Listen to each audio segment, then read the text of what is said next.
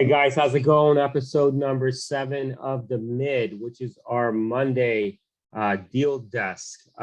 So today we got a special property. This one, I think everyone in our company has one way or another been involved with this loan. It is one of Ray's loans, and we'll have him talk about it. Just some highlights of it, and I'll let Ray get into the details. Professional realtor, real estate investor, over 100 residential and commercial assets. So if any of you guys are in the loan business or real estate business, you know what it takes to document that and even to amass that much property. Unique property, rural property. It was this realtor's principal residence. But we had it was a doozy. So I'll let Ray, you tell us about the details, kind of the challenges you faced, and how we overcame it as MCF Mortgage. Yeah, sure. Thanks, Amir. So yeah, like Amir said, I think everyone in the company has more or less touched this file to just help, just because of the number of properties that this borrower, this client, right, owned. Owns over 40 to 50 properties, rental properties that are in his personal name, and then owns probably another 50 plus that are in different LLCs and so forth. So altogether, well over 100 units that they own. So yeah, quite a challenge. If you guys out there know the documentation we require to sort of verify taxes, insurance, mortgage payments, and so forth. So imagine doing that for over 100 properties. It was quite a paper trail. Let alone the property itself was fairly unique. It was a rural property, a huge property, lots of acreage, multiple structures on the property, had a guest house, a pool house, a multi-car, a detached garage. So the property itself was fairly unique. And of course, to not to make things any easier, the client, has tons of property, so not much income on tax returns, right? Right. They're self-employed, showed lots of gross income, right? But at the end of the day, net just wasn't there where we could do a conventional loan. So here comes the MCF exclusive portfolio program. Ray, could you even do a conventional loan when you have that many properties? What's that? Can the borrower even do a conventional loan with that many assets? So as long if income qualified, yeah, he could do it because it's his primary residence, right? Okay. So he could have done it on a primary residence, right? As long as it's your primary residence, right? Got it. And a lot of the other piece of it is a lot of the mortgages that he had weren't conventional mortgages either. They weren't being held by either Fannie or Freddie. Got it. So you wouldn't hit that 10 unit or 10 mortgage max that they have. Yeah. Got it. So again, going back to this one, we ended up using one of our MCF exclusive portfolio programs to help him out and be able to provide the financing. He was in a loan just because of which he ended up taking out from, I believe, one of the local, like a small local bank in the community that they lived in. But it was practically almost like a handshake type deal. It was all quasi hard money loan. Obviously someone with that much property has lots of relationships. And the bank was able to provide him some financing. However, the rate was definitely not attractive. I mean, I think it was, maybe 9.5%. I mean, some crazy rate that they had on the property, and it was also in a balloon.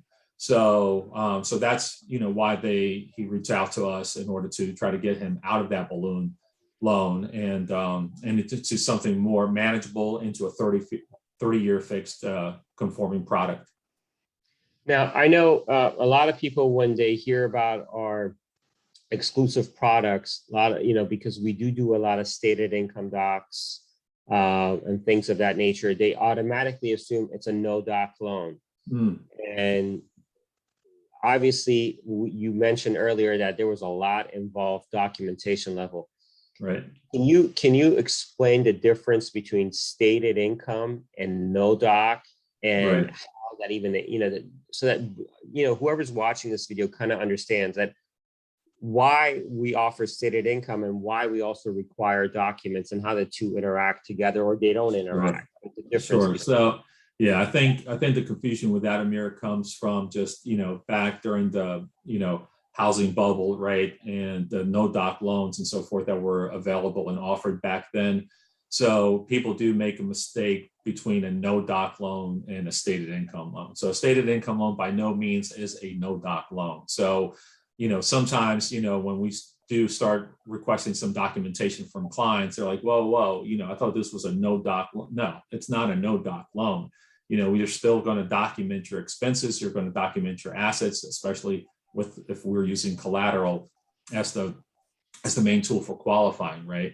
So yeah, it's definitely not a no doc loan. On stated income loans, we are requiring, just like on a conventional loan, we do require assets, right? We require, in this case, lots of rental properties, right? So we need to make sure that they're, have property taxes and homeowners insurance and the mortgage statements on them. We need to, verify all that information, right? Right. Especially the ones, for example, that don't report on credit reports, right? We still require that documentation. So yeah, it is different now. It is easier, right, in regards to potentially getting qualified, because we're not utilizing income that's reported on their actual tax returns. If you're self-employed, for example, right, we're using other methods in order to determine their ability to repay, right? So, and in this case, clearly the borrower had the ability to repay, which is why we ended up closing on the transaction. So guys, that's a significant difference to understand, that stated income just means that we are not going through the step of verifying your income. Income is traditionally verified via tax returns, W-2s, 1099s, things of that nature. We're not going through that, especially for people that are in the real estate business, guys. They have enormous amounts of depreciation. They could make tons of money, but with the depreciation that they can take on their tax returns, their income comes out to be almost nil. Or self-employed borrowers. So we're not documenting income, but yes, you said it correctly. We have to document expenses. So if someone owns a home, taxes, you got to document how much are their taxes, who's their insurance carrier, what their insurance carrier costs, mortgage statements, HOA dues, condo dues. So thanks for clarifying that. So I think you forgot one wrinkle on this. This was, in addition to everything, it was a rural property, and probably one of the biggest properties in town, Right. town, correct? Definitely was. It's definitely the one of the larger properties. And when you say in town, you're literally in the town, Yeah. With lots of acreage, right? So, and it was considered a rural property just because of the location. I mean, back to water, there was a river in the backyard, so yeah, lots of uniqueness to this property for sure. Well, I'm glad you were able to close it. I do recall, I think this gentleman is back. He loves what we provide. And I think other people had taken a crack at it, but no one wants to deal with 100 properties. It's a tremendous undertaking. So, guys, we're not shy. We're not afraid of taking on files where there's, hundreds of homes, 50 homes, 60 homes. It is a lot of work, but we do take it on, and we do have programs that meet those needs. Absolutely. If you guys have any questions or any concerns or anything that kind of this would come in line with something like this, reach out to Ray or myself, and we look forward to working with you guys. Good job, Ray, and then hopefully, guys, you'll hear from us on the next episode of the MIDD. All right. Take care. Take care. Bye-bye.